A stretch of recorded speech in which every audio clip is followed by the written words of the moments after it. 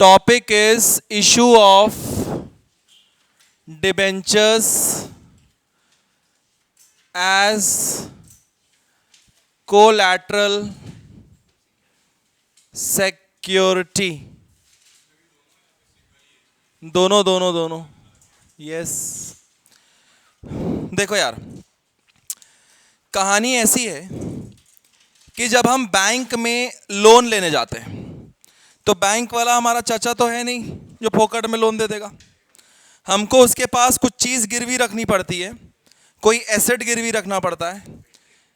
तो हम क्या करते हैं, हमारे पास एसेट तो है नहीं, तो सिक्योरिटी के रूप में, गिरवी के रूप में, गिरवी को इंग्लिश में बोलते हैं कोलैटरल सिक्योरिटी। कोलैटरल सिक्योरिटी के रूप में हम अपना डिबेंचर्स ही गिरवी रख देते हैं। इसका ये मतलब है कि हमने डिबेंचर्स इशू तो किया, लेकिन हमको उसके बदले पैसे नहीं मिले। वो डिबेंचर्स एज अ सिक्योरिटी किसके पास पड़ा हुआ है? बैंक के पास पड़ा हुआ है। एक प्रकार का सिक्योरिटी रहता है वो। जैसे अगर मान लो बिजनेस वाइंड अप हो रहा है, बिजनेस बंद हो रहा है, तो सबसे पहले डिबेंचर होल्डर को पेमेंट होता है ना। तो इसका मतलब है सबसे पहले हमको बैंक वाले को पेमेंट करना पड़ेगा। समझ में आ रहा है? तो इसलिए हम डिबेंचर्स को as a collateral security issue करते। 15 मिनट लेट हो तुम, रोज लेट रहते हो, कल भी तो लेट था।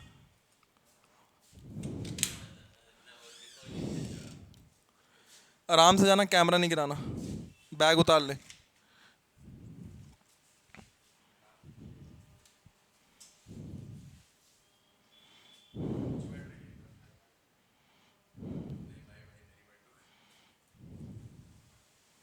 पकड़े ले भाई, हाउ, धन्यवाद।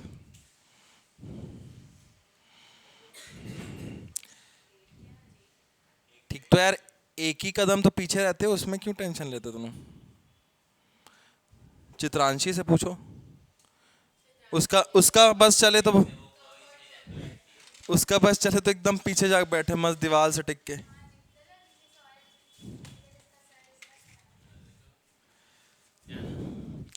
बेट मैडम, एक तो लेट आए, ऊपर से टाइम पास कर रहे हो, जाओ ना जल्दी।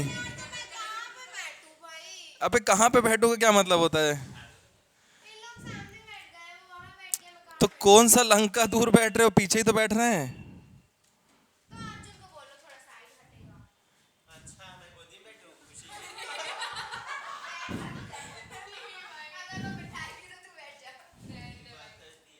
अरे यार, थोड़ा आगे कर तो भाई।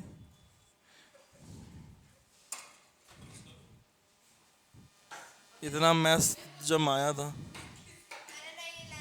ये ले गया था। देखो, फिर काटना पड़ेगा। मुद्दा ये है कि आज हमको एक नया टॉपिक चालू करना है, that is issue of debentures as collateral security. मुद्दा ऐसा है कि जब हम बैंक से लोन लेते हैं तो बैंक वाला हमारा चाचा है नहीं, वो हमको फोकट में लोन नहीं देगा। हमको कुछ ना कुछ उसके पास गिरवी रखना पड़ेगा। अपना किडनी रख लो, अपना एसेट रख लो, तभी वो जाके आपको क्या देगा? लोन देगा। तो हमारे पास एसेट के रूप में है नहीं कुछ गिरवी रखने के लिए, तो हम क्या करते हैं, अपना ही डिबेंचर्स इशू करके बैंक वाले को गिरवी रख देते हैं। तो एसेट खरीदने में भी कर सकते हैं, बिल्कुल सही बात है। इससे होता यह है कि whenever a business closes या डिसॉल्व, तो जब पेमेंट होता है ना, तो सबसे पहले डिबेंचर होल्डर को पेमेंट करना पड़ता है। तो इसलिए सबसे पहले पेमेंट किसको चला जाएगा? बैंक वाले को। तो इसलिए बैंक वाले क्या करते हैं, डिबेंचर्स को भी एक्सेप्ट कर लेते हैं एज अ कोलैटरल सिक्योरिटी। अब मुद्दा यह है कि एक कंपनी अगर डिबेंचर इशू कर रही है एज अ कोलैटरल सिक्योरिटी, तो वो अपने बुक्स में कैसे कैसे जर्नल एंट्री करेगी, कैसे कैसे उस चीज़ को रिकॉर्ड करेगी, उसके बारे में हमको पढ़ के चलना है। ठीक है? तो कोलैटरल सिक्योरिटी को रिकॉर्ड करने के टोटल 2 मेथड होते हैं। Method of recording, there are 2 methods. Method number 1, without debenture suspense account. Method number 2, with debenture suspense account. जब मैं विदाउट डिबेंचर सस्पेंस अकाउंट चीजों को रिकॉर्ड करता हूं तो हमारे बुक्स में सिर्फ और सिर्फ एक जर्नल एंट्री पड़ती है। बैंक में पैसे आते हैं तो बैंक अकाउंट डेबिट हो जाता है। किसके पेटे पैसे आ रहे हैं? बैंक लोन के पेटे पैसे आ रहे हैं तो बैंक लोन क्रेडिट हो जाता है। नरेशन रहेगा बीइंग लोन टेकन। हमने लोन लिया तो हमारे बैंक में पैसे आए, तो जब बैंक में पैसे आए तो हमने बैंक को क्या कर लिया? डेबिट कर लिया। और किसके अगेंस्ट पैसे आया? Bank loan. तो बैंक लोन हमारा लायबिलिटी है तो हमने लायबिलिटी को क्रेडिट कर दिया। सारे जगह वही लगता है मैडम। अगर मैं बात करूं विद डिबेंचर सस्पेंस तो हमारे पास दो एंट्री होती है। सबसे पहली एंट्री क्या होगी? बैंक में पैसे आएंगे, bank account debit to bank loan, narration लिखेंगे being loan taken. Second entry होगी debenture suspense debit to 9% debenture, narration लिखेंगे being debenture 9% debenture issued as collateral security. अगर आप ध्यान से देखोगे फर्स्ट वाले मेथड में मैंने डिबेंचर की कोई एंट्री मारी ही नहीं है, लेकिन ऐसा नहीं है कि डिबेंचर इशू नहीं हुआ है, डिबेंचर इशू हुआ है, लेकिन डिबेंचर की एंट्री वहां पे दिख नहीं रही है because this approach is called without debenture suspense approach. ठीक है। सेकेंड एंट्री में डिबेंचर इशू हो रहे हैं और डिबेंचर होने के इशू होने के भी अपने को क्या पास करनी है? Journal entry. अब कहानी ऐसी है, जब हम डिबेंचर इशू करते हैं नॉर्मल केस में पैसे आते हैं हमको, एंट्री क्या मारते हैं? Bank account debit to debenture application and allotment. Second entry क्या मारते हैं? Debenture application allotment debit to debenture. दोनों एंट्री को मर्ज करोगे तो कहीं ना कहीं debenture application and allotment cut जाते हैं। नेट फिगर क्या बचता है? Bank account debit to 9% debenture. वहां पे हम bank account debit to 9% debenture क्यों लिखते थे? क्योंकि वहां पे हमको पैसे मिल रहे होते थे। यहां पे हमको पैसे नहीं मिल रहे हैं। पैसे तो हमको बैंक लोन के अगेंस्ट मिला है, डिबेंचर के अगेंस्ट कोई पैसे नहीं मिला है, तो how can we debit bank account? इसलिए हमने एक नया अकाउंट ओपन किया है which is called debenture suspense account. This debenture suspense account will be presented in the balance sheet as a non long term borrowings. अब इसका presentation कैसे होगा हमको वो भी समझ के चलना है। ठीक है, तो फटाफट अभी पहले तो आप जर्नल एंट्री पे फोकस करो, उसके बाद हम इसे बैलेंस शीट में प्रेजेंट करना सिखाएंगे। अब मुद्दा ये उठता है कि एग्जाम में अगर क्वेश्चन में कुछ भी नहीं बोल रहा है कि विद डिबेंचर सस्पेंस लगाओ कि विदाउट डिबेंचर सस्पेंस लगाओ, तो हम कौन सा बेसिस को लेके चलेंगे बताओ? दोनों में से आप कोई सा भी ले सकते हो, आपकी इच्छा, जिसमें आपको अच्छा लगता हो, जिसमें आपको संतुष्टि मिलती हो, आप वही वाला मेथड ऑप्ट करके चलेंगे। कोई दिक्कत है क्या? मेरे को एक फ़ोन दो कॉल करने के लिए।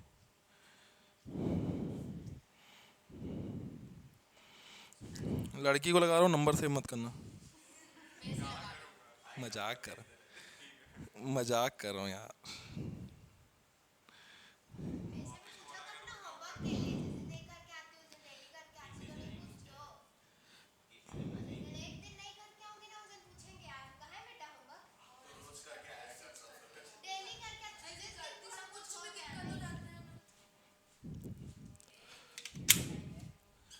मेरी क्लास चल रही थी इसलिए मैं फ़ोन नहीं उठाया तुमको। बैठ जाओ ना यहीं पे, है ना।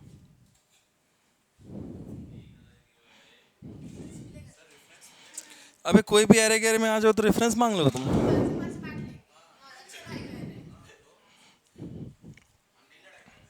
नहीं हो गया, वो आ गई। Bad luck. देखो भैया कहानी, नहीं नहीं, वो तो बीकॉम सेकेंड ईयर की। वो कंफ्यूज्ड है कि भैया थर्ड ईयर के बाद करूं कि फाउंडेशन करके करूं। तो मैं बोला भाई एक बार, नहीं ऐसा नहीं है, क्लाइंट की बात नहीं है। मैं बोला भाई देख, मेरे को पता नहीं तो पढ़ने में कैसे है, एक बार फाउंडेशन देख ले, औकात में है कि नहीं है। अगर फाउंडेशन निकल रहा है मतलब औकात में है भैया, कर लेना फिर सीए, क्या दिक्कत है। अब सीधा आईपीसीसी में जंप मारेगी, 1 लाख रुपए खर्चा करेगी, अब पता चला कि औकात में ही नहीं है, तो क्या मतलब है।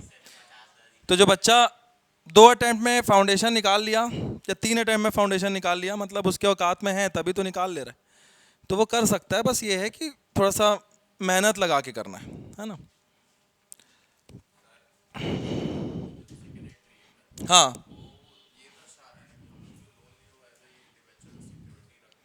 बिल्कुल। अब लेकिन ये है ना यार कि डिबेंचर जब हमने इशू किया तो हमको कोई पैसे मिले नहीं, तो हम डेबिट करेंगे इसको। अब every entry has a debit and credit. अब क्रेडिट को तो हमने कर दिया, डिबेंचर कर दिया, now what we should debit. तो डेबिट हमने एक नया अकाउंट ओपन किया, डिबेंचर सस्पेंस। इसका प्रेजेंटेशन बैलेंस शीट में बहुत अच्छे से होता है। आप बैलेंस शीट का प्रेजेंटेशन देखोगे ना तो आपको एकदम क्लियर हो जाएगा कि हम इस एंट्री को क्यों पास कर रहे हैं, ठीक है।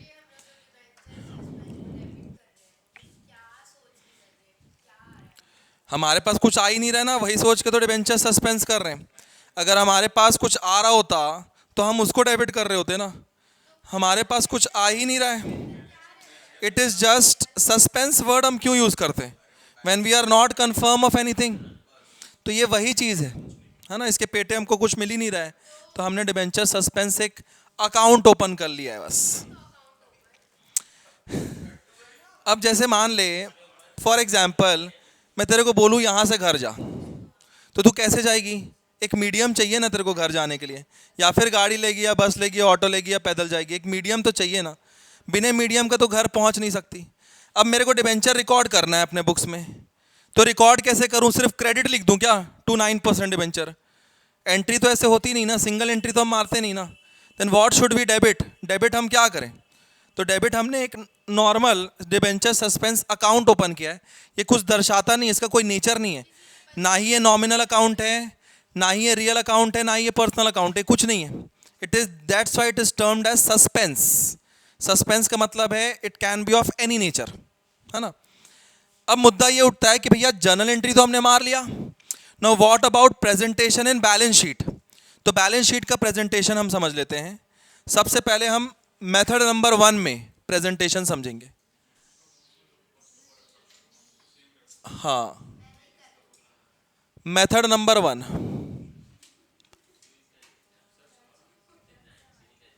हाँ नहीं, पहली बात तो यह है कि आप आधे रास्ते में हो और आप बोल रहे हो कि फिनिश लाइन बताओ कैसा दिखता है। पहले पहुंच तो जाओ वहां तक, पहले बैलेंस शीट का प्रेजेंटेशन तो बता दूं। आप आधे रास्ते में मेरे को परेशान करोगे तो कैसे चलेगा बताओ। लिखेंगे बैलेंस शीट एज ऑन 31 मार्च 2022। देखो कहानी ऐसी है, अगर आपको लगता है कि यार डिबेंचर सस्पेंस अकाउंट अपन ओपन ही क्यों कर रहे हैं, तो आपके पास ऑप्शन है, don't opt for that method, खत्म बात। आप फर्स्ट मेथड फॉलो करो ना यार। आपने कभी मेरे से ये तो क्वेश्चन नहीं पूछा कि why golden rule starts with debit and credit, किया ना, क्योंकि वो एक मेथड है, वो एक अप्रोच है। तो ये भी एक अप्रोच है, एक मेथड है, उसको आप, उसके पीछे का क्या लॉजिक है, बस ट्रेडिशनल मेथड है, एक अप्रोच बनाया गया, उसको लोग फॉलो करते हैं।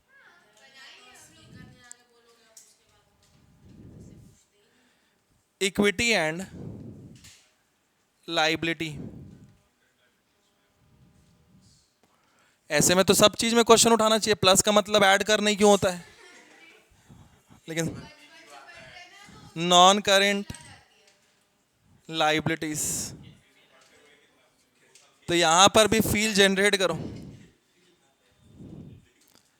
Long term borrowings. देखो भैया, मान के चलो हमने बैंक से ना 10 लाख रुपए का लोन लिया है। कितने का लोन है, तो बेटा अगर मैं 10 लाख का लोन ले रहा हूं तो बताओ लॉन्ग टर्म बोरोविंग्स लोन कितने का आएगा यहाँ पे? 10 लाख रुपए का आएगा। I am following the approach number 1, method number 1। This is balance sheet का एक्सट्रैक्ट, आधी अधूरी चीजें बना के दिखा रहा हूं मैं। पूरा गेम नोट्स टू अकाउंट्स में है। नोट्स टू अकाउंट्स हम कैसे बनाएंगे उसको देख लेते हैं। सबसे पहला नोट बनाएंगे अपन लॉन्ग टर्म बोरोविंग्स का। देखो मेरा method number 1, long term borrowings में क्या आ रहा है? बैंक का लोन। तो हमने लॉन्ग टर्म बोरोविंग्स के अंदर में लिख दिया बैंक लोन। कितने का बैंक लोन आ रहा है? और तो कुछ आ नहीं रहा है। इसके ना नरेशन में लिख दूंगा मैं, this loan is secured against 10,000 9% debenture of face value ₹100 each. आपको पूरा डिटेल रखना पड़ेगा कि भैया 10 लाख रुपए का लोन हमने मिला कैसे? जब हमने 10,000 डिबेंचर, 100 रुपए का कितना होता है? 10,000 इंटू 100 10 लाख होता है। तो हमने कम से कम 10 लाख का डिबेंचर इशू किया था, तब जाके बैंक वाले ने मुझे 10 लाख का लोन लिया है। अब तुम बोलोगे सर बैंक वाले तो लोन कट टू कट देते नहीं है। तो मान लो आपने 12,000 डिबेंचर इशू किया, तो 12,000 इंटू 10 कितना होता है? 12 लाख इंटू 100 12 लाख। हमने डिबेंचर ज़्यादा का इशू किया, बैंक वाले हमको लोन कम का दिए। हमेशा ऐसा होता है, बैंक वाले कभी भी आपके सिक्योर्ड प्रॉपर्टी के इक्विवेलेंट लोन नहीं देते। अगर आप 12 लाख का डिबेंचर दोगे तब जाके आपको 10 लाख का लोन मिलेगा।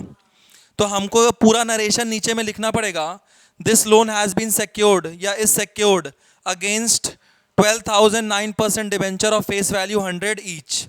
ये आपको नीचे में लिखना पड़ेगा, क्योंकि ये प्रेजेंटेशन है। जो भी हमारा बैलेंस शीट, हाँ बोलिए। हाँ नहीं, कुछ नहीं पड़ रहा है।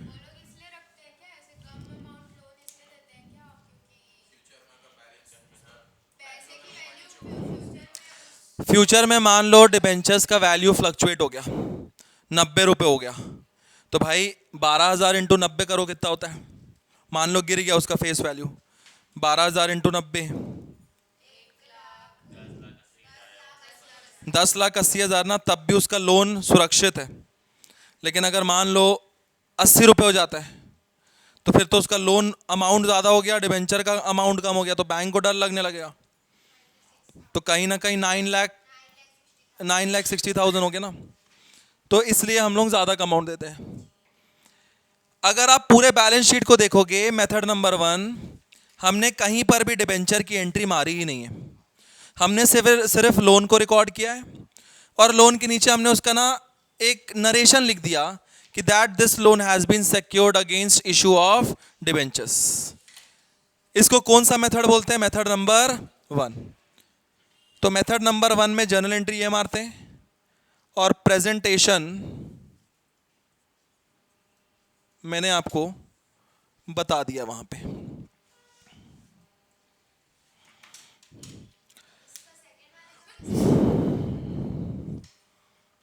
सैड आपको अलग बनाना है, मैं उसी में मिटा के बताऊंगा। तभी तो मैं इतने शिद्दत से लिखा हूं, ताकि मैं उसको मिटा के मेथड नंबर 2 भी वहीं बता दूं।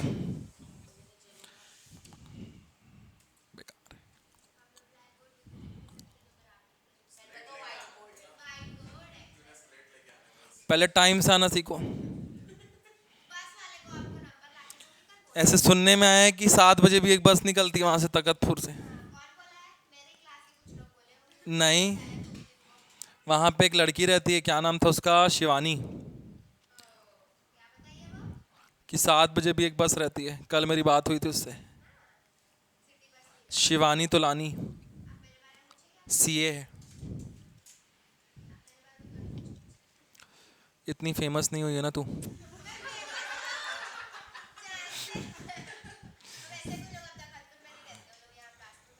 पता है, नेचर सिटी में रहती है।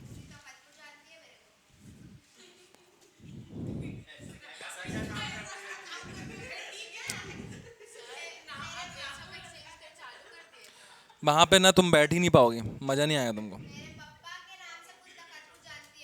मजा इसलिए नहीं आएगा, मैं वीडियो शेयर करता हूँ ना पुराना वाला, वहां बैठेगी ना देखो मजा नहीं आएगा। एक ना इनसिक्योरिटी फील होती है ना, रहती है।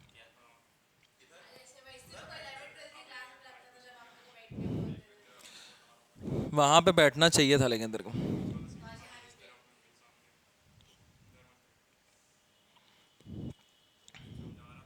क्या? कैसे, किसके संगति में पटा?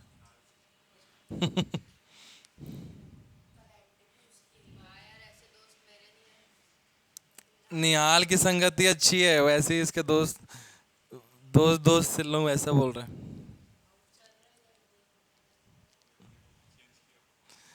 क्यों भड़काते रहता है भाई तू?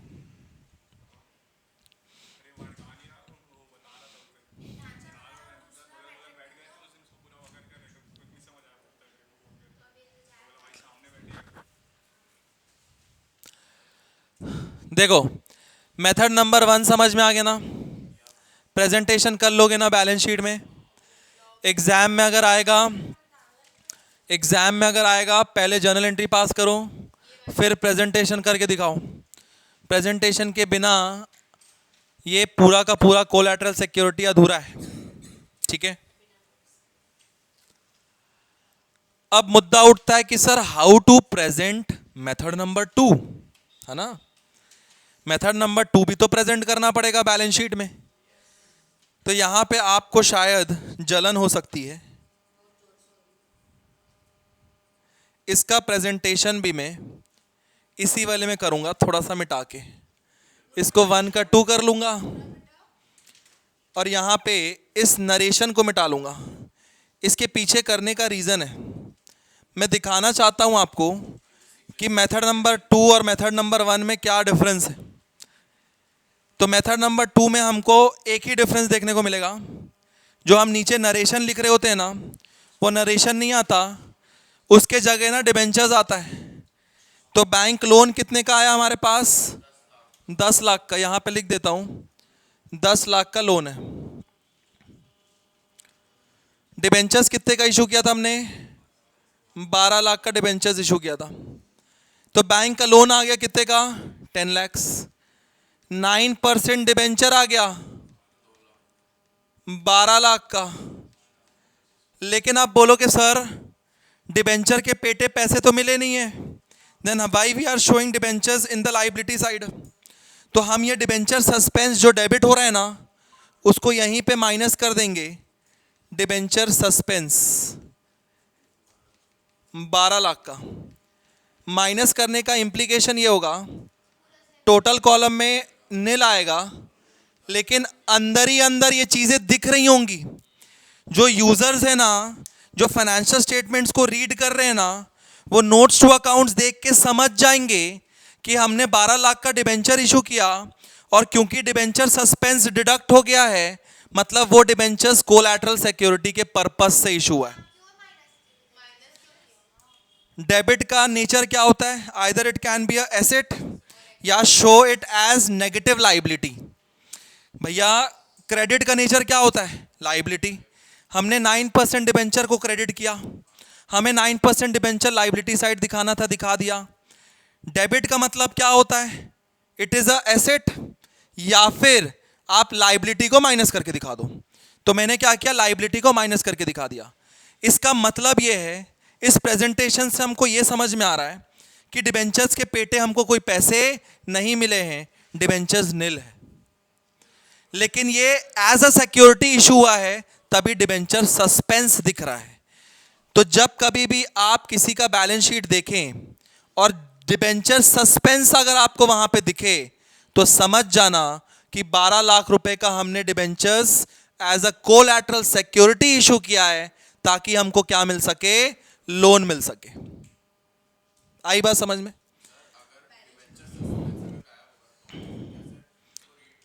अगर डिबेंचर सस्पेंस गायब है, मतलब 12 लाख का डिबेंचर्स दिख रहा है अगर आपको यहाँ पे, इसका ये मतलब है हमने 12 लाख का डिबेंचर इशू किया है, उसके पेटे हमको बैंक मिला है, पैसा मिला है, लोन नहीं मिला है, पैसा मिला है, तभी तो 12 लाख का डिबेंचर दिख रहा है।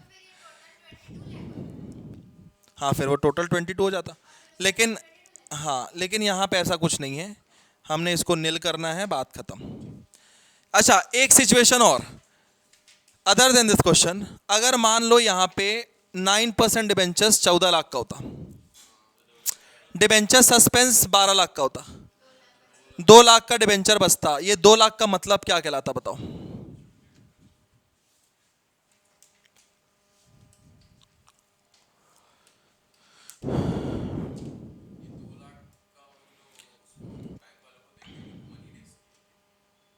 सिद्धार्थ ने एकदम सही बोला। इसका ये मतलब है हमने 14 लाख का डिबेंचर्स मार्केट में इशू किया है, जिसमें से 12 लाख का तो एज अ सिक्योरिटी है और 2 लाख डिबेंचर्स के बदले हमको पैसे मिले हैं, तभी वो बैलेंस शीट में लाइबिलिटी साइड दिख रहा है।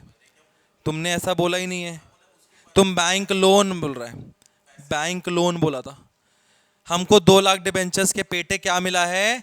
पैसे मिले हैं, तभी वो 2 लाख डिबेंचर्स कहाँ पे दिख रहा है? लाइबिलिटी साइड में। ठीक है, लेकिन यहाँ पे ऐसा कुछ नहीं है, यहाँ पे 12 लाख प्लस भी हो रहा है, 12 लाख माइनस भी हो रहा है, और ये नील हो जा रहा है। लिख लो, balance sheet as it is रहेगी।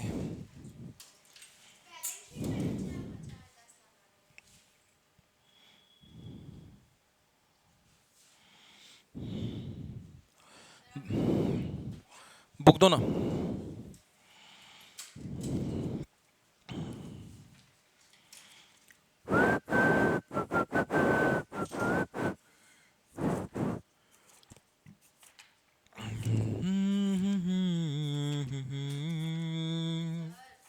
यस,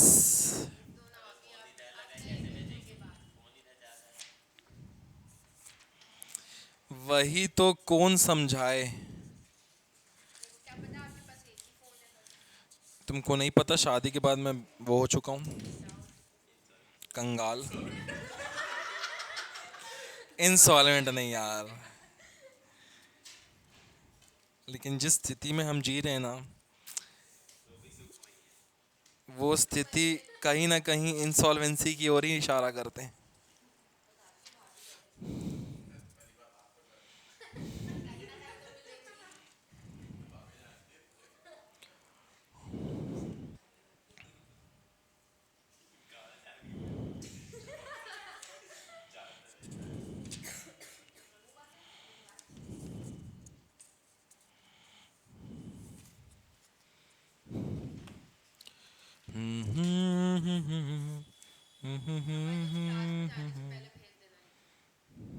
ओके ओके,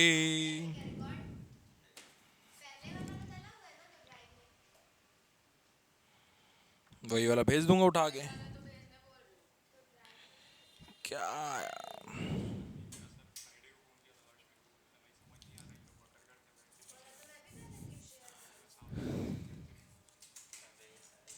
अच्छा, देता हूँ ना आज इनको बत्ती।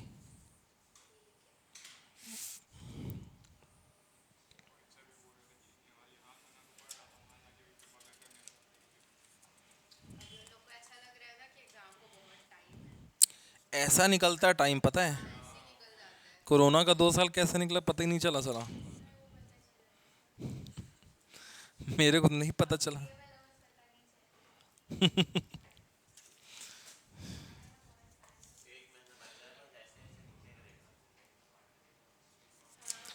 आप देखो, पलक झपकाते सीधा इंटर के पढ़ाई करना चालू कर दोगे।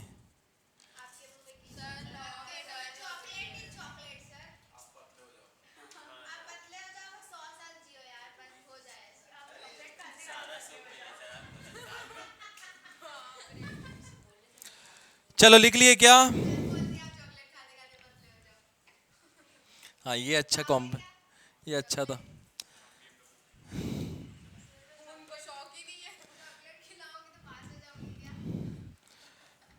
देख रही, तभी चॉकलेट भी निकाल रही थी ना, फिर बोली छोड़ यार, ये तो पतले होने से रहे, मैं अपना चॉकलेट के ऊपर बात करूं।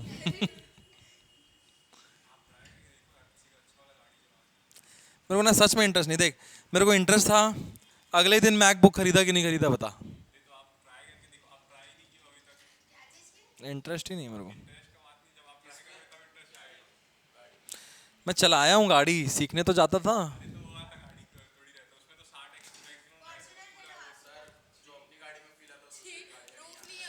गाड़ी के मामले में, गाड़ी के मामले में तो सिद्धार्थ से नहीं जीत सकती। सिद्धार्थ को पूरा गाड़ी का नॉलेज है, बहुत तगड़ी नॉलेज। हाँ, और चलाएगा कौन?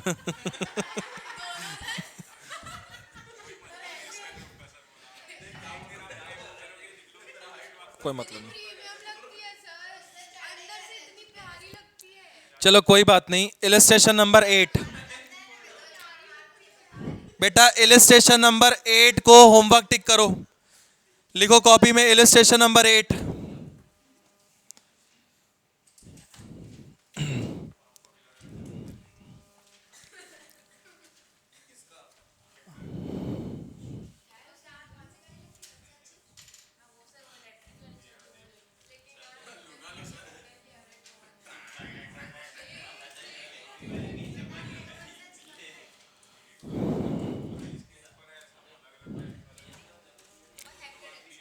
Illustration number 8 is your homework.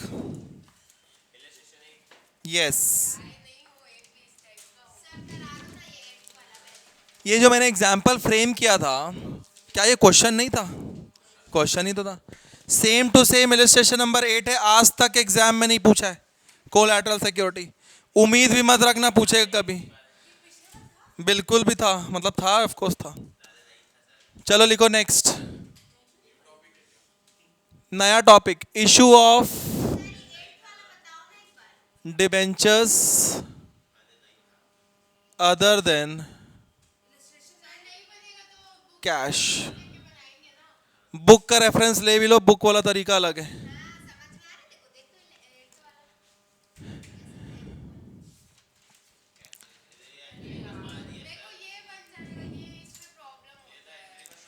हमने जैसा बनाया है वैसा ही आपको बनाना है। 2 मेथड है, आपका कॉपी में लिखा हुआ है, वैसे ही आपको बनाना है, ठीक है? हाँ कोई दिक्कत नहीं। अब लिखो next, issue of debentures other than cash. Other than cash का मतलब क्या है? मतलब कैश नहीं आ रहे हैं, उसके बदले क्या आ रहे हैं? एसेट्स आ रहे हैं। तो एंट्री क्या होगी बताओ? पहली एंट्री क्या होती है? Asset account debit to vendor. Second entry क्या होगी बताओ?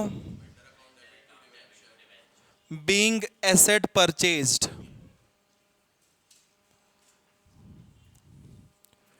सेकेंड एंट्री क्या होगी बताओ? Vendor account debit, discount on issue debit.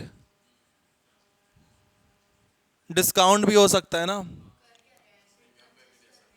To 9% debentures. नहीं, इसमें लॉस ऑन इशू नहीं आता। Premium on issue being 9% debentures issued.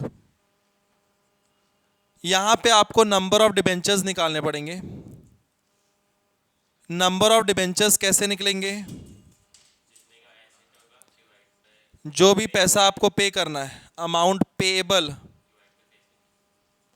Divided by face value plus premium minus discount.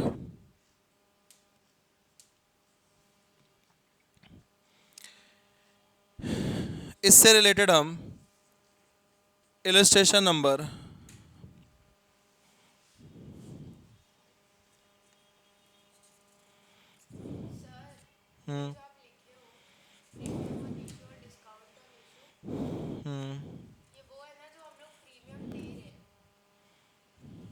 Illustration number 10, premium दे रहे नहीं है भैया, हमने प्रीमियम मिला है, मतलब हमने एसेट्स ज़्यादा भाव का खरीदा, हम डिबेंचर्स फेस वैल्यू कम भाव का इशू किए, तो जो डिफरेंस है वो हमारा प्रीमियम हो गया,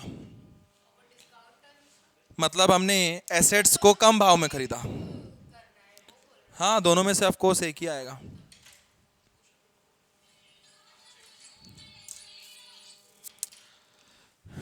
आइए जल्दी से इसे लिखें। शेयर्स में भी हमने सेम टॉपिक पढ़ा हुआ है, तो ये कोई डिफरेंस नहीं है, केवल एक डिफरेंस है बिटवीन शेयर्स एंड डिबेंचर्स, और वो डिफरेंस पॉइंट आउट करेगी चित्रांशी।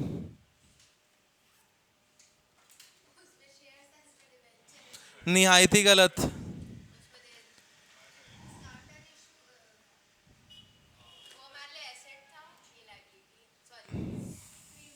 दोनों लाइबिलिटी हमारे लिए। हाँ,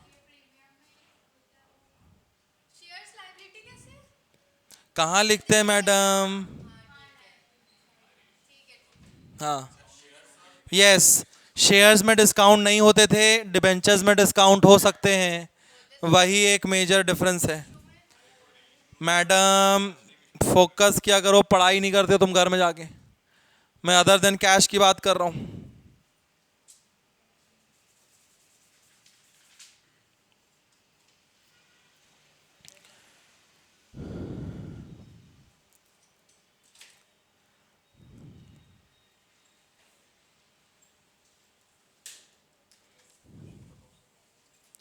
इलस्ट्रेशन नंबर 10 निकाल लेना भाई, वो भी एक बुक है। Page number 103, 11.103, page number 11.103, illustration number 10।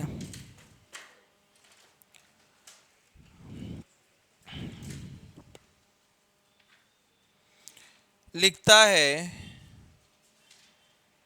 A company limited issued 10,000 14% debentures of face value 50 lakh रुपए। तो अगर 10,000 को 50 लाख से डिवाइड करूं तो 500 रुपए पर डिबेंचर निकलता है। तो इसका फेस वैल्यू कितना है? 500 रुपए पर डिबेंचर। अब वो इशू कैसे कर रहा है? इशू करने का तरीका ये है, point number 1, to sundry persons for cash at 90% of nominal value of 25 lakhs. मतलब हमने ना कैश के लिए डिबेंचर्स इशू कर दिया। तो बेटा कैश के लिए डिबेंचर्स इशू किया, मतलब कैश आपके पास आया ना, कितने परसेंट में इशू कर दिया हमने? 100% का 90% ले ले रहे हैं, मतलब 10% का क्या दे दिया हमने? डिस्काउंट दे दिया उसको। तो जब हम इसकी एंट्री मारेंगे, पहले वाले पॉइंट की 2 एंट्री पढ़ेंगे। ए वाले पॉइंट के 2 एंट्री पढ़ेंगे। सबसे पहली एंट्री होगी, बैंक में पैसे आएंगे, bank account debit to debenture application and allotment एक साथ। 25 लाख का नॉमिनल वैल्यू है, मतलब फेस वैल्यू है, उसका 90% मिलेगा आपको मात्र 22,50,000। ठीक सर। सेकेंड एंट्री क्या मारूंगा? Debenture application and allotment debit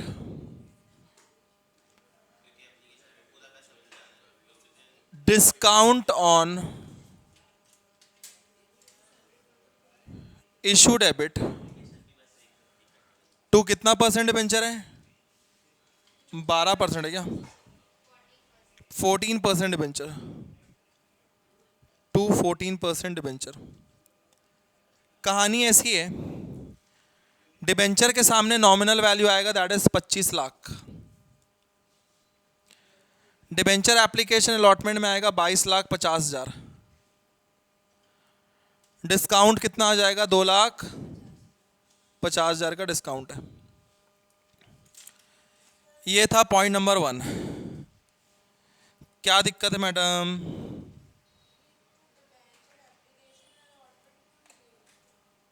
वो देखो बंद हो गया। आप फंडामेंटल क्लास अटेंड करें मेरा डिबेंचर्स का। हम क्या लिखते हैं मेरे को बता दो आप। जब पूरा पैसा एक साथ आ रहा है, there is no instalment of application, no instalment of allotment, तो मैं क्या लिखूं बताओ।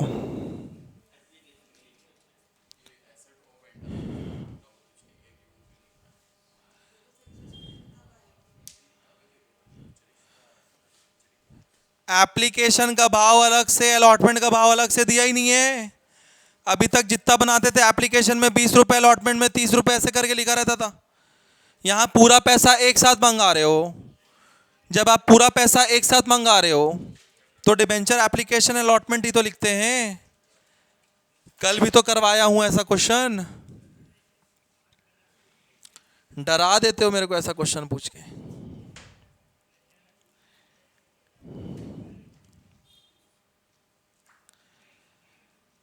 पॉइंट नंबर 2,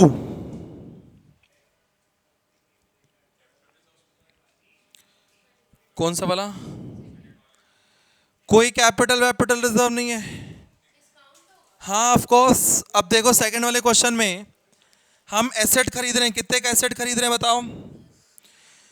10 लाख का एसेट खरीदने के लिए 12,50,000 का डिबेंचर दे रहा हूं। मतलब डिबेंचर ज्यादा का दे रहा हूं, एसेट कम का ले रहा हूं, तो देयर इज डिस्काउंट। तो इसकी भी 2 एंट्री होगी। बी, ऑफ कोर्स दे रहे हैं यार, मिलेगा कैसे डिस्काउंट?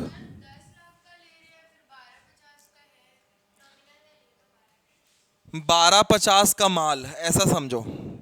मेरा डिबेंचर्स कितने का है? डिबेंचर्स 12,50 का है। 12,50 का माल 10 लाख में दे रहे हो। मतलब 10 लाख में दे के एसेट ले रहे हो, है ना? तो 10 लाख में ही दे के एसेट ले रहे हो आप उससे, तो सस्ते में बेच दिया ना आपने। हाँ, लॉस है। आप एंट्री वाइज देखा करो ना। अगर आप उस इमेजिनेशन तक नहीं सोच पाते हो, कोई दिक्कत नहीं है, आप एंट्री मान लिया करो। Asset account debit to vendor. बताओ कितने का एसेट आया आपके पास? तो 10 लाख का एसेट लिख लो आप। सेकेंड एंट्री क्या करोगे बताओ? एकदम सही, वेंडर डेबिट कर लो। एक लाइन छोड़ दो कि पता नहीं क्या लिखना है। 214% डिबेंचर कर लो। वेंडर को देना था 10 लाख, डिबेंचर हमने कितने का दे दिया? 12,50। तो 2,50 का डिफरेंस है, डेबिट में आ रहा है, तो डिस्काउंट ही होगा। सीधा सीधा बात है। तो कभी कभी क्या होता है, आप ना क्वेश्चन को सोचने में ज़्यादा टाइम लगा देते हो। जब आप लिखने बैठोगे ना तो शायद आप और फास्ट लिख पाओगे। एग्जाम में सोचने में लग जाते हो, लगता है कि यार ये नहीं बनेगा। लिखना तो चालू करो, लिखना चालू करोगे तो बन भी जाएगा।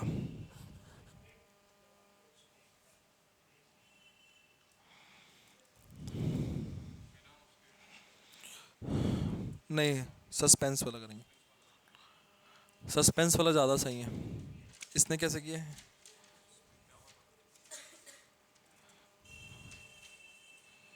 बिना सस्पेंस। अपन सस्पेंस वाला कर दें।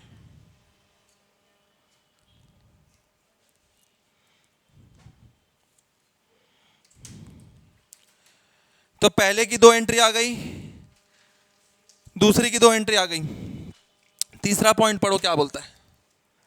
हमने बैंकर को इशू किया as a collateral security for a loan of 10 lakh. Loan कितने का लिया हमने? 10 लाख। लेकिन डिबेंचर्स कितने का दे दिया हमने? 12,50। तो ऐसा तो देते ही हम लोग। तो मैं ना सेकंड मेथड ऑप्ट करूंगा। सेकंड मेथड से बनाऊंगा मैं इसको। बताओ सेकंड मेथड में पहली एंट्री क्या लिखते थे अपन? बैंक में पैसा आया और बैंक लोन हमारे लिए लाइबिलिटी हो गया। 10 लाख का लोन लिया हमने। फिर इसी का सेकंड एंट्री क्या मारते थे बताओ? Debenture suspense debit to 14% debentures. कितने का? 12,50। 12,50। नरेशन क्या लिखेंगे? बीइंग, बताओ being rupees 12,50,000, nominal value 14% debentures issued as collateral security. अब क्योंकि बैलेंस शीट तुम बना नहीं रहे हो तो नरेशन में ही लिख लो चीज़ों को, है ना? बिल्कुल.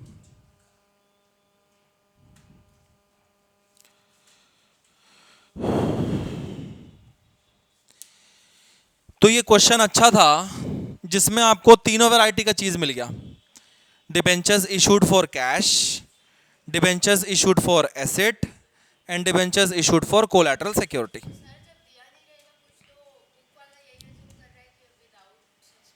कोई बात नहीं है, मैं विद सस्पेंस बना दिया.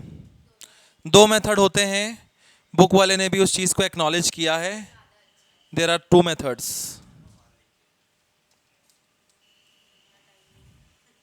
पहली बात तो ये है क्वेश्चन एग्जाम में आना नहीं है, सच में नहीं आना है.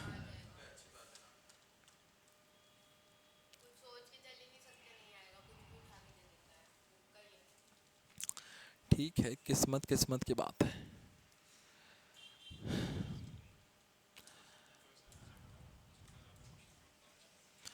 इस चैप्टर में ना छोटा छोटा छोटा छोटा चीज करके बहुत सारी चीज़ें. अगर आप उसको पढ़ोगे नहीं, एक भी दिन घर में रिवाइज नहीं करोगे तो आप ना भूल जाओगे. और एग्जाम में हगने की आदत तो है ही.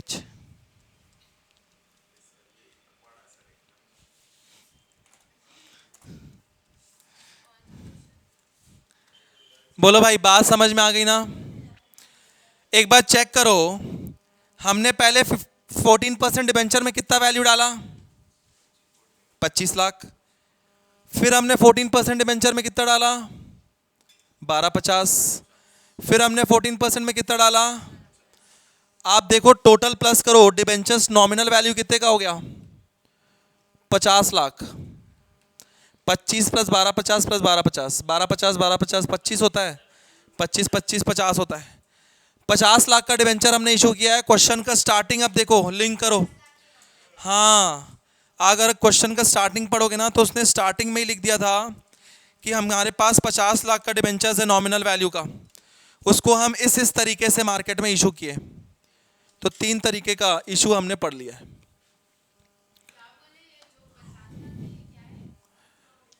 Nominal value.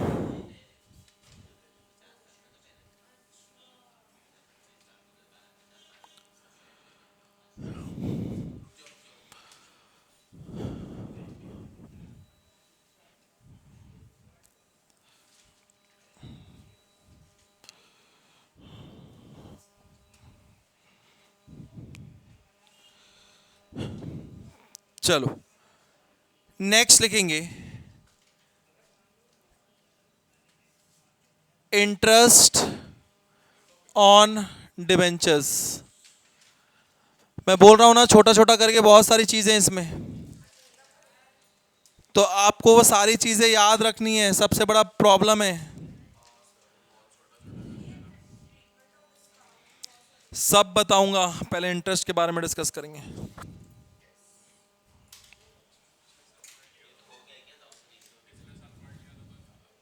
तो रिवाइज होते जा रहा है. आप सोचो, डिबेंचर्स हमने एक प्रकार से लोन लिया है, पब्लिक से लोन लिया है, तो इंटरेस्ट हम क्या करेंगे? देंगे ना. तो इंटरेस्ट हमारे लिए क्या हो जाएगा? एक प्रकार से एक्सपेंस होगा. तो लिखेंगे, एंट्री क्या पड़ेगी बताओ इंटरेस्ट की? Interest expense debit to debenture holder and to TDS payable. TDS payable हमेशा 10% रहता है. सेकेंड एंट्री इसमें लिख लेता हूं, बीइंग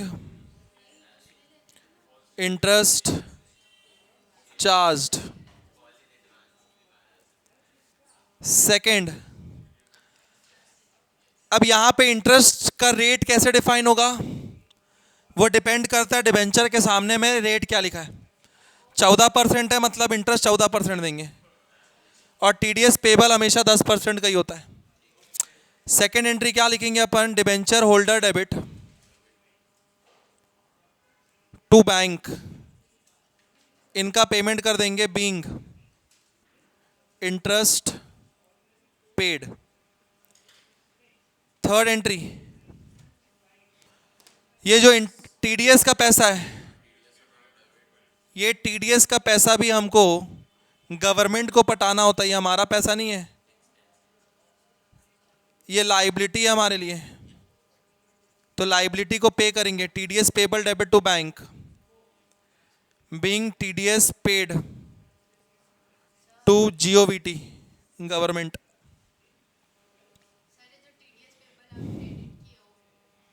यस, ये हमारी लाइबिलिटी है, इसको मैं बता दूंगा क्या है।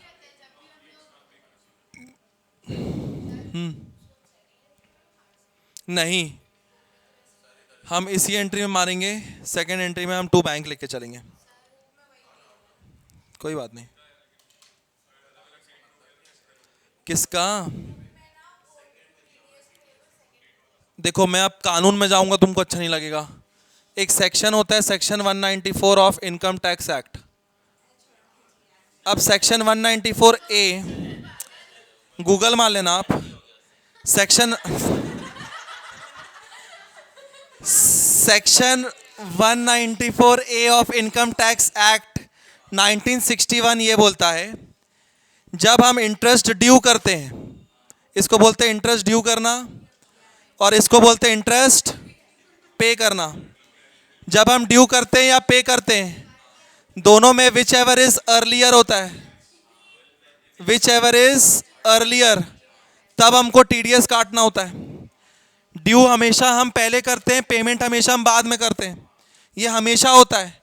Due is done always before payment, मतलब जब ड्यू हमेशा पहले हो रहा है तो टीडीएस का पैसा भी कब कटेगा, ड्यू की एंट्री में कटेगा। अब वो बुक वाला कैसे कर रहा है मैं कैसे जानूं भाई, बुक वाला गलत भी तो कर सकता है।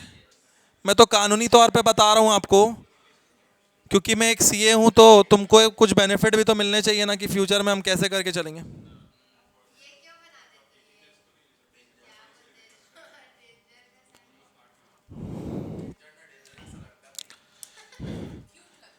अब मुद्दा ये है कि सर हम आखिर टीडीएस काटते क्यों हैं।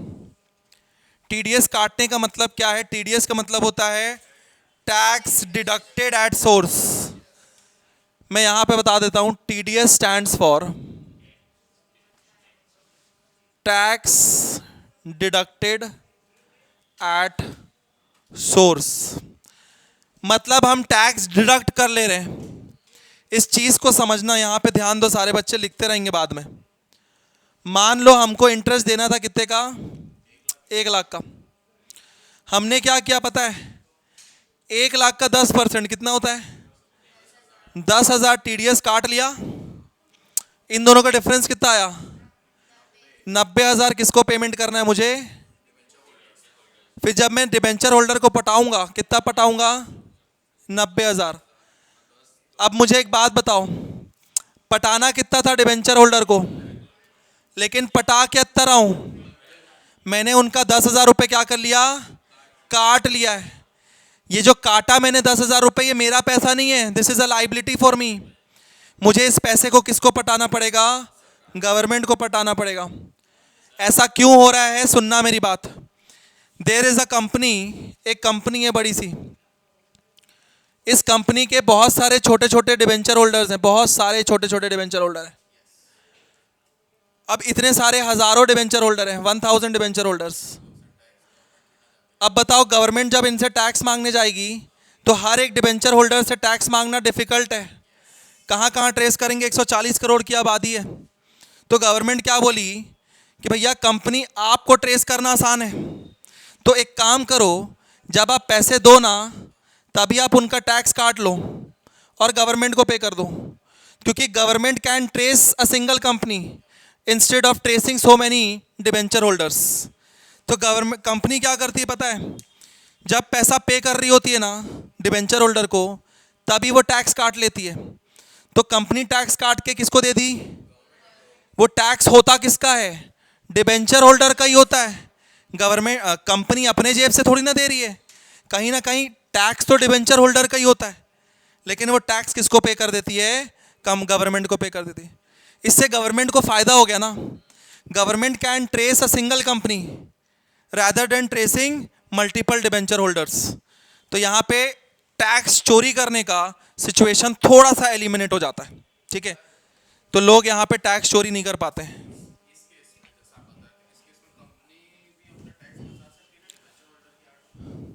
ऐसे कैसे बचा सकते हैं? ऐसा कुछ नहीं, डिबेंचर लोग नहीं कर सकते, कभी नहीं कर सकते।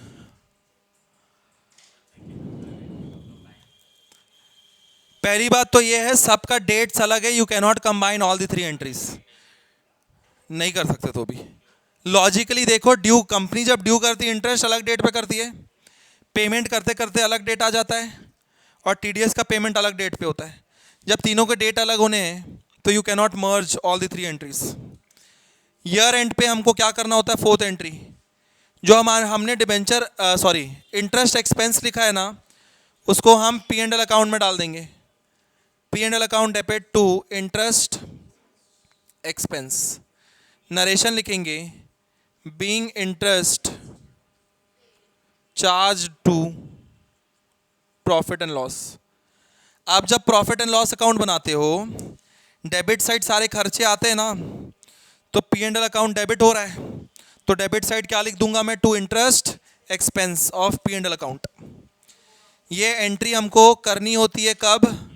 साल के अंत में। ये तीन एंट्री हमको कब करनी होती है? जब हम इंटरेस्ट पे कर रहे होते हैं। इंटरेस्ट पे करने का फ्रीक्वेंसी हो सकता है, it can B annual, it can B quarter, it can be half year, depending upon the policy of company. Company के पॉलिसी पे डिपेंड करता है कि वो इंटरेस्ट कब कब पटा रही है।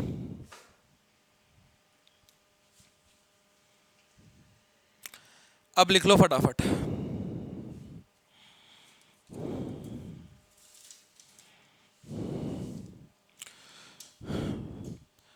मेरा प्रैक्टिस इनकम टैक्स में है और जीएसटी में, तो मैं इनकम टैक्स और जीएसटी में मेरे से नहीं लड़ सकते तुम लोग।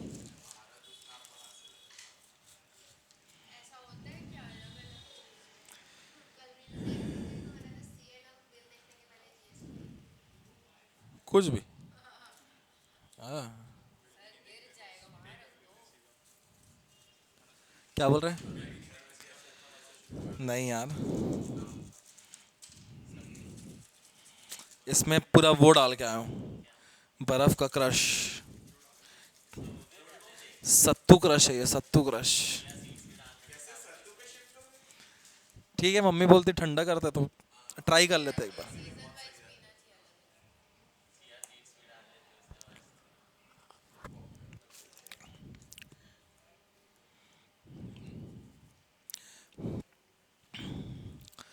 लिख लिए?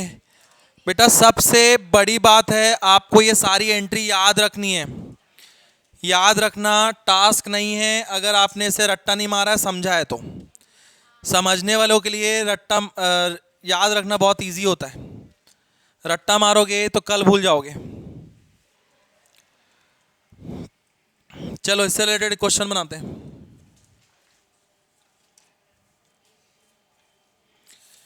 एक होमवर्क टेस्ट किए कि आप लोग इलस्ट्रेशन नंबर 8 किए थे ना?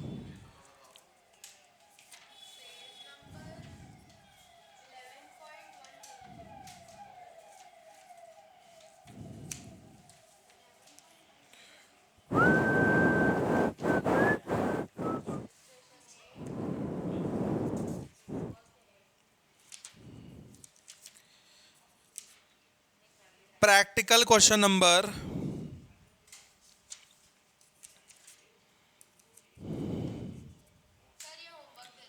प्रैक्टिकल क्वेश्चन नंबर 5 होमवर्क रहेगा आपका।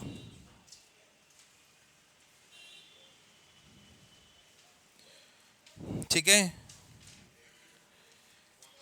इलस्ट्रेशन नंबर 4 अभी नहीं, इलस्ट्रेशन नंबर 13 में आओ पहले। 13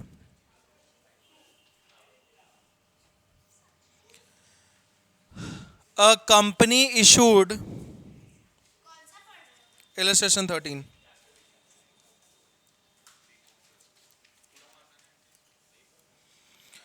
a company issued 12% debentures of face value 10 lakh at a discount of 10%।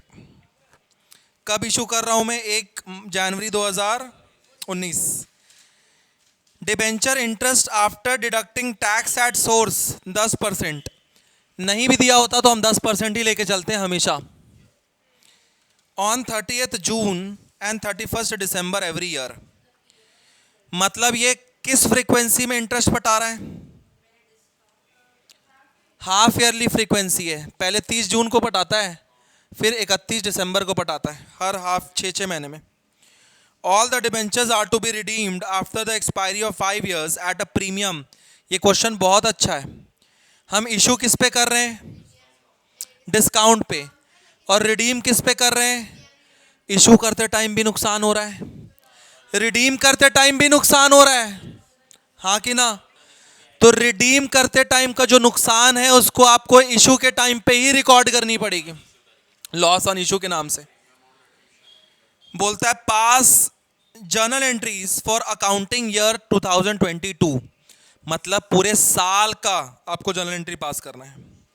अब आपको लगेगा सर अकाउंटिंग ईयर 22 की एंट्री पास करनी है, इशू तो उसने 2019 में किया था, तो हम तो उसकी एंट्री पास नहीं करेंगे। तो ठीक है भैया, मत करना, क्या दिक्कत है। पहले एक लाइन बना लो। इशू कब किया हमने? 1 जनवरी 2019।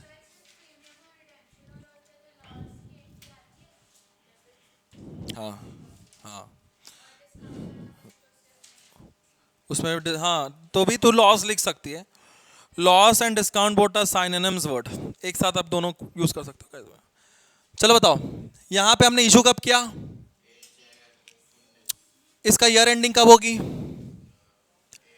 31 दिसंबर 2019। दिसंबर ईयर एंडिंग है ना ये। सेकेंड ईयर एंडिंग कब होगी? 31 दिसंबर। थर्ड ईयर एंडिंग कब होगा? 31 दिसंबर। फोर्थ ईयर एंडिंग कब होगा? अब तुम बोलोगे सर ये हमसे 2022 का मांग रहा है, यहां का एंट्री मांग रहा है ना। तो एक बात बताओ,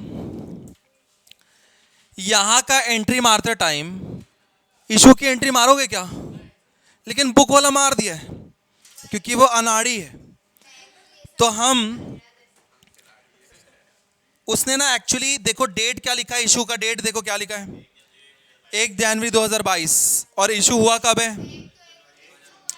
1/19 को हुआ है। तो मैं ये मान के चल रहा हूं there is a misprinting. आप 2019 क्वेश्चन में 2019 जो लिखा है ना उसको 2022 कर लो। तो ये जो कंफ्यूजन हो रहा है ना हमको, ये कंफ्यूजन आपका नहीं रहेगा। समझ में आ रहा है? इससे क्या होगा, आपका कंफ्यूजन पूरा दूर हो जाएगा। हमने इशू कब किया? 1 जनवरी 2022। और ईयर एंडिंग कब है बताओ? 31। और आपको एंट्री भी कब की मारनी है?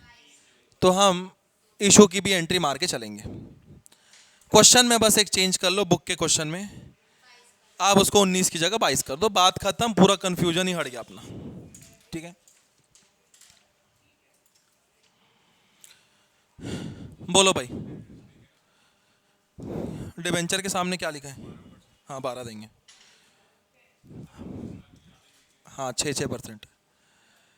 1 जनवरी 2022 इशू करते टाइम क्या एंट्री होगी बताओ? बैंक अकाउंट डेबिट, गलत जवाब। To debenture application allotment. आप बुक में मत जाओ बेटा, बुक वाला तो क्या ही बोलूं मैं, कभी ये करता कभी वो, मूडी है बुक वाला। आप अपन अपने तरीके से चलते हैं ना जैसे हम कर रहे हैं। Bank account debit to debenture application allotment. कितना डिबेंचर एप्लीकेशन अलॉटमेंट किया हमने? 10 लाख तो फेस वैल्यू है। नहीं नहीं, डिस्काउंट में आ रहा है ना 10%, तो 9 लाख होगा ना।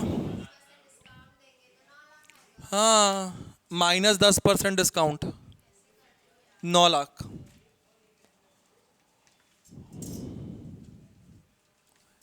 सेम डेट पर 1/1/2022 debenture application and allotment debit, loss on issue debit. अच्छा वैसे करना है क्या? कर लो। डिस्काउंट ऑन इशू डेबिट, कोई दिक्कत नहीं है। 12% डिबेंचर्स एंड 2 प्रीमियम ऑन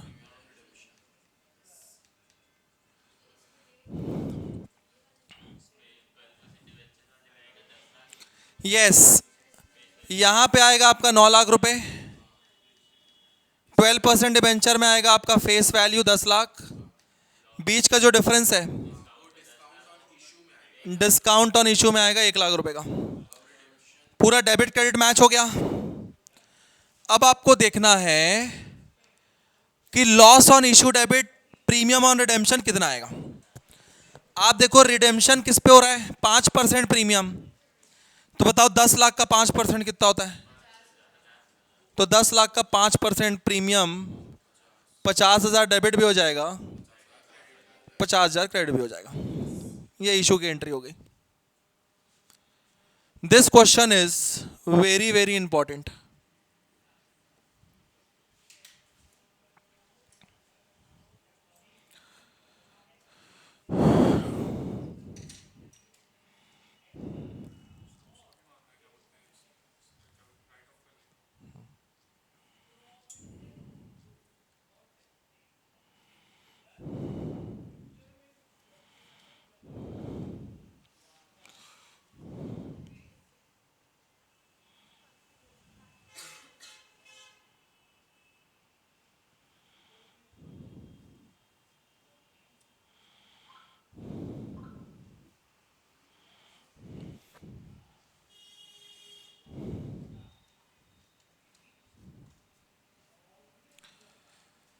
कोई दिक्कत? पहली बार ब्याज कब देंगे बताओ? 30 जून को देंगे ब्याज। 30 जून 22 को जब ब्याज दूंगा तो एंट्री क्या मारूंगा?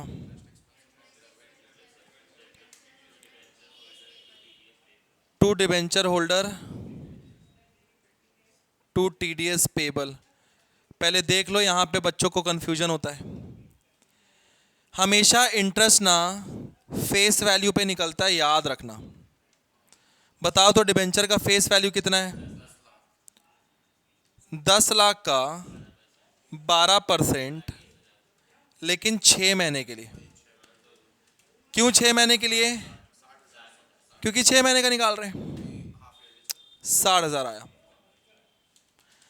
टीडीएस हमेशा ना इंटरेस्ट का निकलता है, इंटरेस्ट का 10%। तो 60,000 का 10% कितना हो गया बताओ? 6,000 टीडीएस काट लिए, दोनों को माइनस करो। 54,000 हम गवर्नमेंट उसको पे करेंगे डिवेंचर होल्डर को। कब पे करेंगे? 6 तारीख को ही पे कर देते। क्या एंट्री मारेंगे? Debenture holder debit to bank. कितने का पेमेंट करेंगे? 54,000 रुपये। सेकेंड, सेम डेट पर ही हम टीडीएस भी पटा देते हैं। TDS payable debit to bank के थ्रू पेमेंट करेंगे 6,000 रुपये। 6,000 रुपये। ये जो 3 एंट्री मैंने मारा ना, डिक्टो कॉपी पेस्ट एंट्री 31/12/2022 में भी आएगा अगले 6 महीने के लिए। अगले 6 महीने के लिए भी आपको सेम इंटरेस्ट देना है, सेम एंट्री लिखेंगे,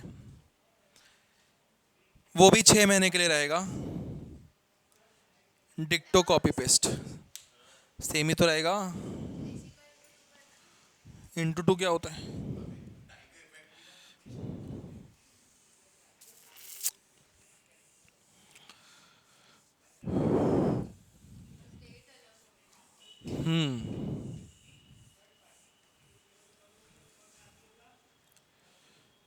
इशू की एंट्री मार लिया हमने, इंटरेस्ट की एंट्री मार लिया हमने, दिया मैंने तुम लोगों को 5 मिनट का टाइम।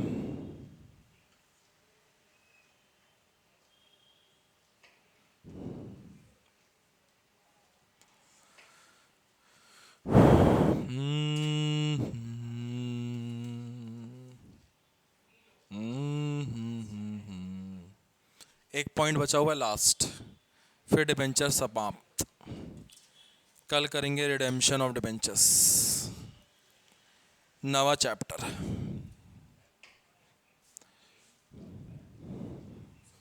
सुनाइए। नहीं आ जाएगा।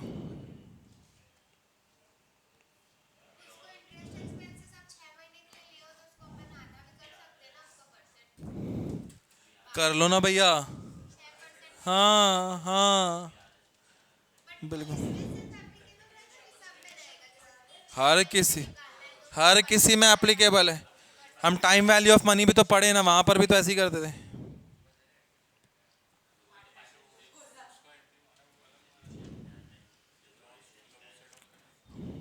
एक साथ मार दिया वो। नहीं ठीक है, तार है। दोनों को जोड़ कितना हो रहा है? 1.5 लाख रुपए हो रहा है।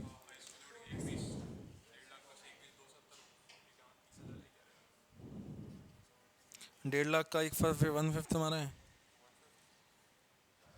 इंटरेस्ट की एंट्री अलग राइट ऑफ करना है। हाँ तो एक ही एंट्री में राइट ऑफ कर दिया गया। ठीक है चलेगा, वो भी चलेगा। नहीं तो फुली राइट ऑफ किया है, ऐसा नहीं होगा। मैं यही बताना चाह रहा हूँ, 12th अलग है, यहाँ पे राइटिंग ऑफ थोड़ी सी डिफरेंस है, इसको काटना पड़ेगा तेरे को।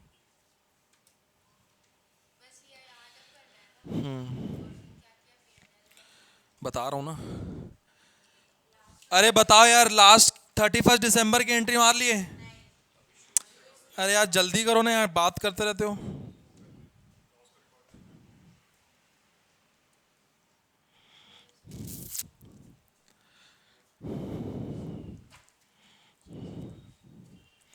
पिछले साल का एक साथ अपन राइट ऑफ कर देते थे ना, बट यहाँ ऐसा नहीं है। और क्योंकि 5 साल का टेन्योर है।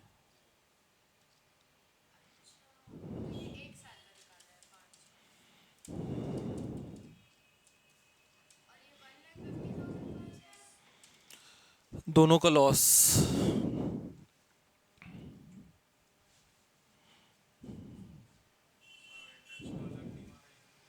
मारा है।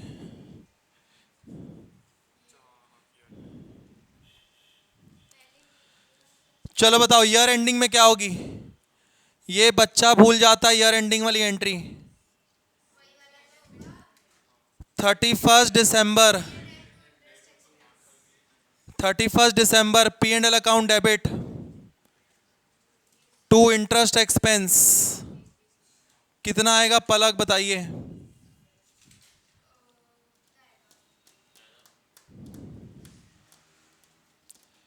पलक कितना आएगा? पलक निहायत ही गलत जवाब। 60,000 प्लस 60,000। 2 बार इंटरेस्ट चार्ज किए हो तो टोटल इंटरेस्ट हमने 1/20 का चार्ज किया, एक साथ P&L में राइट ऑफ हो जाएगा। अब थोड़ा सा ध्यान दो,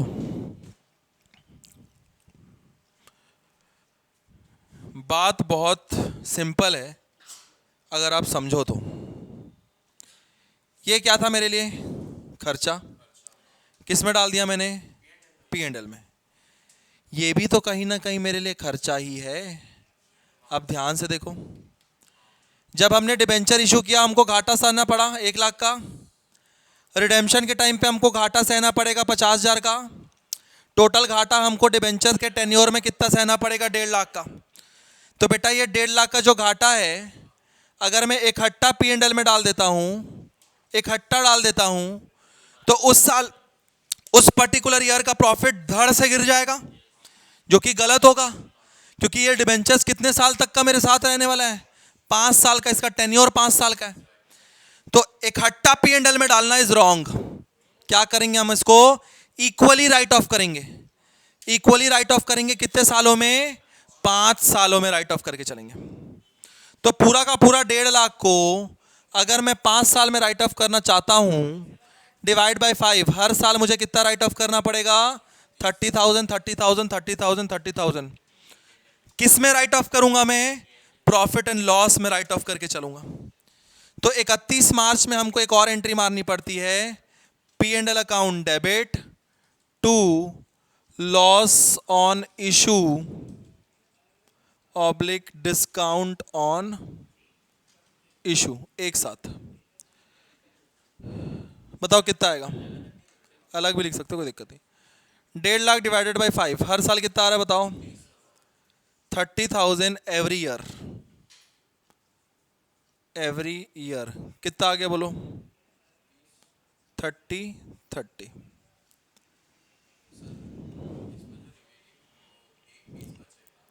जो रिमेनिंग 1/20 बचेगा वो बैलेंस शीट के एसेट साइड में खड़ा हो जाएगा as unamortized expenses, expenses which is not yet written off. हमने पढ़ा है जब हम वो पढ़ते थे, क्या बोलते हैं, पार्टनरशिप। पार्टनरशिप में एसेट साइड आपको एडवर्टीजमेंट सस्पेंस दिखता था। एसेट साइड में क्यों दिखता था वो? क्योंकि वो अभी तक पी एंड एल में राइट ऑफ नहीं हुआ है। तो जो चीज पी एंड एल में राइट ऑफ नहीं होता है वो हमारा एसेट साइड में खड़ा हो जाता है as unamortized expenses not written off. फिर धीरे धीरे धीरे धीरे वो राइट ऑफ होते जाता है, फिर वो एसेट का भाव धीरे धीरे धीरे धीरे कम होते जाता है। एक पर्टिकुलर टाइम पे एसेट, वो वाली एसेट जीरो हो जाती है और पूरा का पूरा पैसा कहाँ पे चला जाता है? पी एंड एल अकाउंट में। ठीक है, उसको हम फिक्टिशियस एसेट बोलते हैं। फिक्टिशियस एसेट्स का मतलब है which is not a real asset. वो कोई एसेट नहीं है, वो एक खर्चा है, बट क्योंकि उसका टेन्योर, उसका बेनिफिट एक अकाउंटिंग पीरियड से ज्यादा मिलने वाला है, इसलिए हम उसको एसेट साइड खड़ा रखें एज अ फिक्टिशियस एसेट। ठीक है, एक बार में बहुत ज्यादा, या फिर उसका बेनिफिट हमको 12 महीने से ज्यादा मिलना है। लिख लो फटाफट, क्योंकि 5 साल का डिबेंचर्स है। टेन्योर देखो, debentures are redeemed after 5 years. तो जितने भी टेन्योर का डिबेंचर होगा उतने से डिवाइड करके राइट ऑफ करेंगे। अच्छा, मान लो अगर 10 साल का टेन्योर होता, डिवाइड बाय 10, हर साल कितना राइट ऑफ करना पड़ता? 15,000 15,000 15,000 15,000, 10 साल तक। 10 साल का होता तो बीइंग लॉस रिटर्न ऑफ, बस।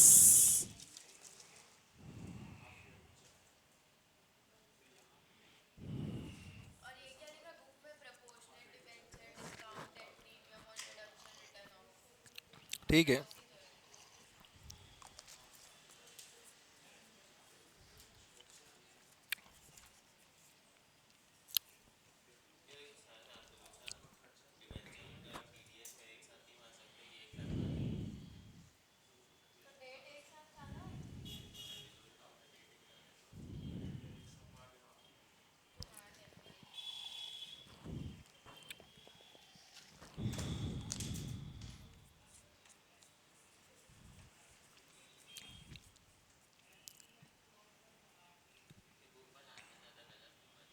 कहां पे?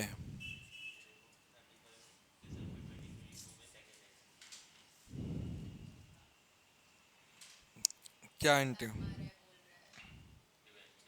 कोई बात नहीं ना, गलत नहीं है।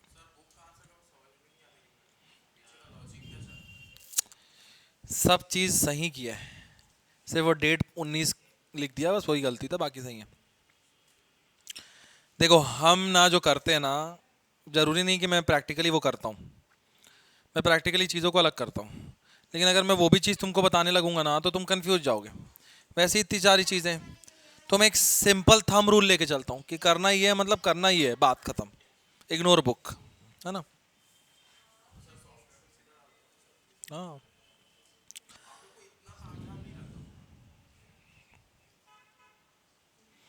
इतना ताम झाम तो मैं यहीं आके पढ़ाते टाइम करता हूँ।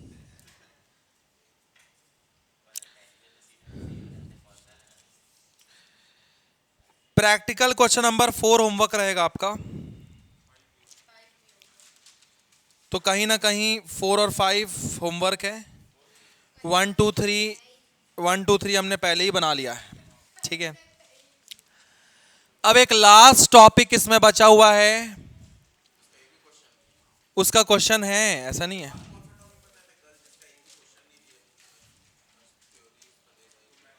वो तो मैथ्स में बताया था, कैसे लिंक करता है यार।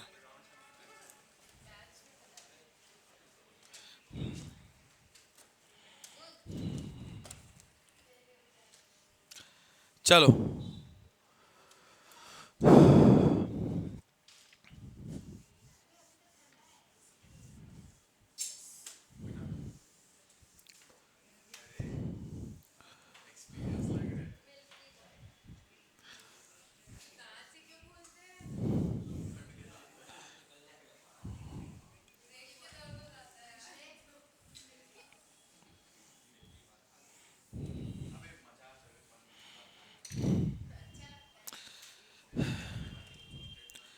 चलो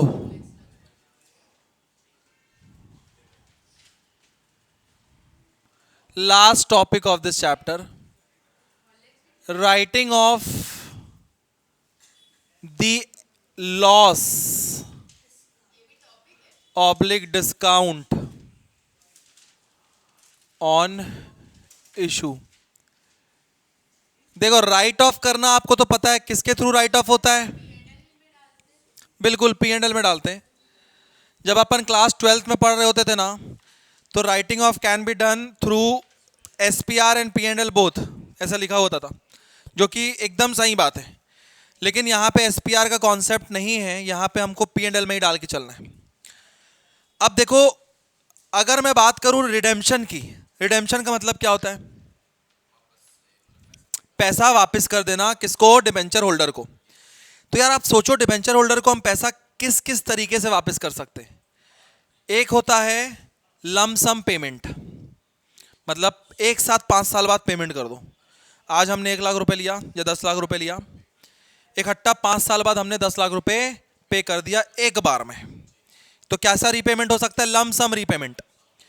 और एक हो सकता है इंस्टॉलमेंट वाइज रीपेमेंट, यस और नो, कि हर साल हम पेमेंट कर रहे हैं इक्वल इंस्टॉलमेंट में, 2 लाख 2 लाख 2 लाख 2 लाख 5 साल में पे कर दिया 10 लाख रुपए को, यस और नो।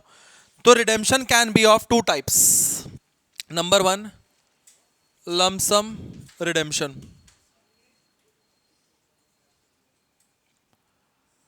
लमसम रिडेम्पशन समझ गए ना? Second, instalment redemption.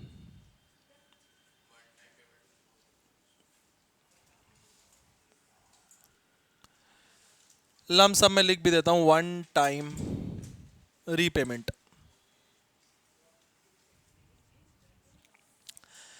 अगर क्वेश्चन में 1 टाइम रीपेमेंट है, 1 टाइम रीपेमेंट का मतलब एक बार में रीपे करना है मुझे, तो राइट ऑफ हम कैसे करेंगे? Write of will be done equally during the tenure of debentures, जैसे हमने प्रीवियस क्वेश्चन में किया। मान लो लॉस ऑन इशू 1 लाख का है, टेन्योर ऑफ डिबेंचर 5 साल है, तो बताओ हम राइट ऑफ कितना करेंगे? एग्जाम्पल, तो हम हर साल every year 1 lakh divided by 5, 20,000 write off करेंगे। राइट ऑफ करने की जर्नल एंट्री क्या होगी बताओ? P&L account debit to loss on issue. अभी तो हमारा सेम टू सेम लमसम वाला। ऐसा हम कितनी बार एंट्री मारेंगे? 5 बार मारेंगे, जब तक हमारे पास डिबेंचर्स पड़ा हुआ है। तो ऐसी एंट्री हम कब करते हैं? जब कौन सा रिडेम्पशन हो? लमसम या 1 टाइम रिडेम्पशन हो। आई बात समझ में? तो जो प्रीवियस क्वेश्चन हमने बनाया, वो क्वेश्चन में कुछ भी नहीं लिखा था कि पेमेंट कब होना है, तो मैंने माना था उसको 1 टाइम रीपेमेंट, लमसम रीपेमेंट। और लमसम रीपेमेंट की वजह से हम पूरे टेन्योर में इक्वली डिस्ट्रीब्यूट कर लेंगे। इक्वली डिस्ट्रीब्यूट मतलब 20-20 हज़ार रुपये अपन राइट ऑफ करके चलेंगे। सो सिंपल है। मैं थोड़ा सा इसको चेंज कर लूँ क्या? इसको 1.5 लाख ही रख लेता हूँ प्रीवियस क्वेश्चन जैसा, ताकि आप चीज़ों को लिंक कर पाओ अच्छे से।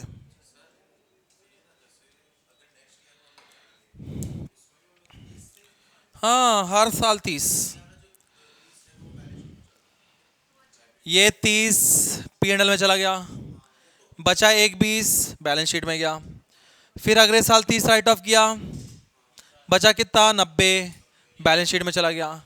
फिर 30 राइट ऑफ किया, बचा कितना 60 फिर बैलेंस शीट में चला गया।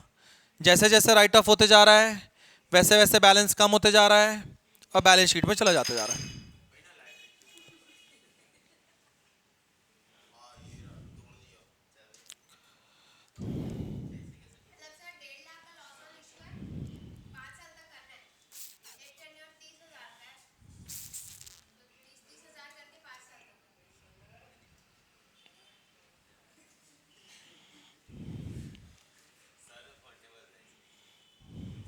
मेरे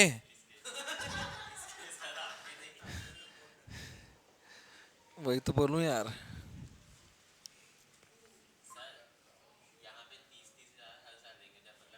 राइट ऑफ करेंगे।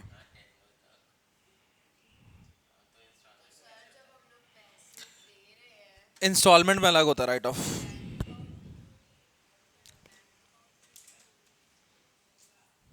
हम पैसा दे थोड़ी ना रहे हैं, अबे हम दे थोड़ी ना रहे पैसा, राइट ऑफ कर रहे हैं। हाँ,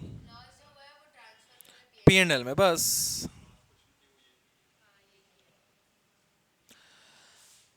अगर इंस्टॉलमेंट वाइज रिडेम्पशन हो, मैं बुक्स का ही क्वेश्चन उठाता हूं। अगर आप बुक देखो तो ज्यादा बेटर है।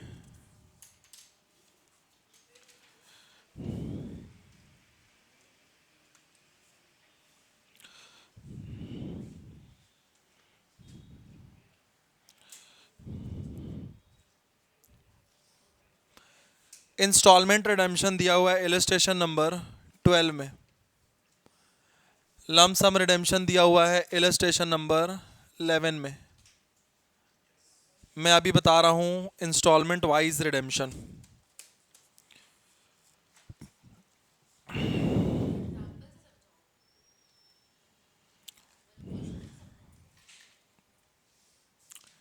देखो, छोड़ो लिखने का टाइम दूंगा, पहले देख लो।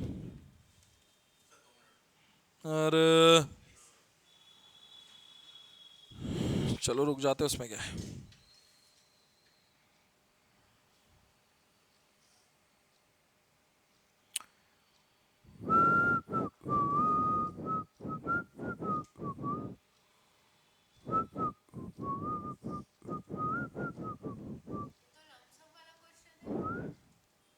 इलस्ट्रेशन 12 बनवा रहा हूं मैं।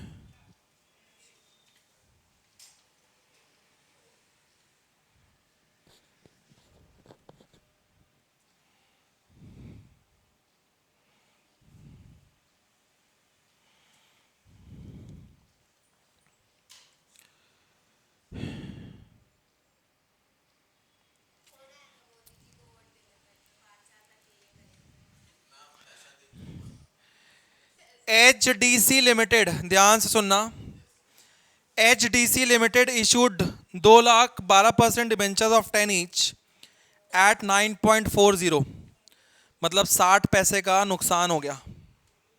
इशूड एट डिस्काउंट है ये। कितने पैसे का नुकसान है? 0.60 का। Under the terms that 1/5 of debentures are redeemable by drawings, मतलब 1/5 हर साल रिडीम होगा। तो बताओ नंबर ऑफ डिबेंचर्स कितने, नंबर ऑफ डिबेंचर्स कितने हैं, फेस वैल्यू कितना है, तो बताओ अमाउंट ऑफ डिबेंचर्स कितना है? 20 लाख। तो बेटा अगर 20 लाख का डिबेंचर्स है, हर साल रिडीम कितना करना है? Redeem every year. कैसी बात करता है, कितना रिडीम करना है? हाँ सही बात है, 4 लाख। 5 साल का टेन्योर है ना भैया, 20 लाख को 5 से डिवाइड कर दो, भागे कर दो, हर साल कितने का रिडीम करना है? क्या ये रिडेम्पशन इंस्टॉलमेंट वाइज नहीं हो रहा है? यहां पे रिडेम्पशन एक साथ हो रहा था 5 साल बाद, यहां पे रिडेम्पशन हर साल हो रहा है 4 लाख 4 लाख 4 लाख 4 लाख 4 लाख। यस और नो? अब बताओ रिडीम किस पे हो रहा है? प्रीमियम पे हो रहा है क्या? ऐसा कुछ बोला नहीं है। मतलब हमको नुकसान हुआ कितना रहा है? Discount on issue, discount on issue कितने का हुआ मुझे बताओ? लॉस कितने का हुआ? 2 लाख डिबेंचर्स था, 60 पैसे का डिफरेंस वो है, कितना हो गया? 2 लाख का 60 पैसा, 1,20,000 का नुकसान है भैया। आई बात समझ में?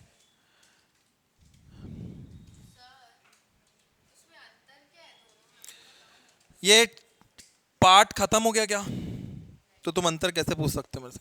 बताने तो दो मैडम, एक बार खत्म तो करने दो पूरा टॉपिक को। आप यहां पे देखो, पूरा नुकसान हमको हुआ कितने का? 1,20,000। हम हर साल कितना रिडीम करेंगे? अब मुझे निकालना है रेशियो। रेशियो कैसे निकालूंगा? ध्यान से सुनना। जो मेरा अमाउंट ऑफ डिबेंचर्स है, पहले साल कितना डिबेंचर रहेगा मेरे पास? पूरा 20 लाख। अगले साल 4 लाख रिडीम कर दूंगा तो बचेगा कितना? 16 लाख। अगले साल फिर 4 लाख रिडीम कर लिया, बचा कितना? 12 लाख। अगले साल फिर 4 लाख रिडीम कर लिया, बचा कितना? 8 लाख। अगले साल फिर रिडीम कर दिया तो बचा कितना? 4 लाख। तो हर साल मैं किस रेशियो में अपने एक्सपेंस को राइट ऑफ करूंगा? क्या रेशियो बनेगा बताओ? 20:16:12:8:4। सब में से 0 घटा दिया, सबको जोड़ो कितना आ रहा है? 28। 48 आ रहा है क्या? 60 आ रहा है। अब मैं कितना कितना राइट ऑफ करूंगा उसका एक टेबल बना लेता हूं। राइट ऑफ कितना कितना करना है मुझे? मुझे कितना खर्चा राइट ऑफ करना है? 1,20,000 डिवाइडेड बाई 60 करो, कितना आता है? 2,000 इंटू 20, तो 1,20,000 डिवाइडेड बाई 60 इंटू 20, 40,000 पहले साल में राइट ऑफ करूंगा। फिर से same 1,20,000 divided by total that is 60 into 16। जैसे पार्टनरशिप में रेशियो बांटते थे ना, कितना आ रहा है? 32,000। सेकेंड ईयर 32,000 राइट ऑफ करूंगा। इसका मैंने एकदम इजी तरीका कैलकुलेटर का ट्रिक बताया हुआ है आपको। लिखो कैलकुलेटर में 1,20,000 डिवाइडेड बाय कर लो 60 इंटू कर लो 20 इक्वल टू, बिना कुछ किए 16 इक्वल टू 16 इक्वल टू, बिना कुछ किए 12 इक्वल टू, बिना कुछ किए 8 इक्वल टू, बिना कुछ किए 4 इक्वल टू। कोई बात नहीं। तो मतलब हर साल हम कितना कितना राइट ऑफ करेंगे? 40, 32, 24, 16, 8। यहां पे हम राइट ऑफ कैसे कर रहे थे? 30,000 कांस्टेंट कांस्टेंट राइट ऑफ हो रहा था हर साल। यहां पे राइट ऑफ अलग अलग तरीके से हो रहा है। पहले साल कितना राइट ऑफ होगा, सेकेंड ईयर कितना राइट ऑफ होगा, थर्ड ईयर कितना राइट ऑफ होगा, और ऐसे करके 5 साल में राइट ऑफ करते जाएंगे। ये ऐसा क्यों हो रहा है? रेशियो चेंज क्यों हो रहा है? यस, हर साल मैं पे कर रहा हूं तो डिबेंचर्स उसके वैल्यूज गिरते जा रहे हैं, तो रेशियो भी बदल गए। लिख लें ये टेबल। यस,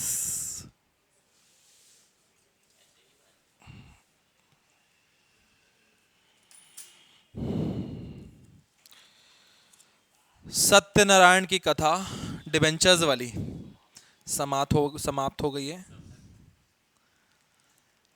आप ले सकते हैं 2 मिनट का ब्रेक लिखते लिखते, फिर हम मैथ्स चालू करेंगे। यही तो प्रसाद था। प्रसाद के रूप में मैंने आपको होमवर्क दिया हुआ है, practical question number 4 and practical question number 5।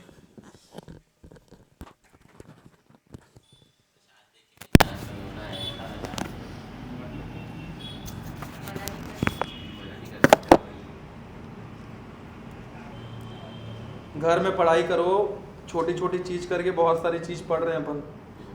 नहीं पढ़ाई करोगे तो सब चीज़ दिमाग से राइट ऑफ होते जाएगा P&L में। यहाँ खर्चे राइट ऑफ हो रहे हैं, वहाँ पे कॉन्सेप्ट राइट ऑफ हो जाएगा। यहाँ P&L में राइट ऑफ हो रहा है, वहाँ पता नहीं क्या ही होना है।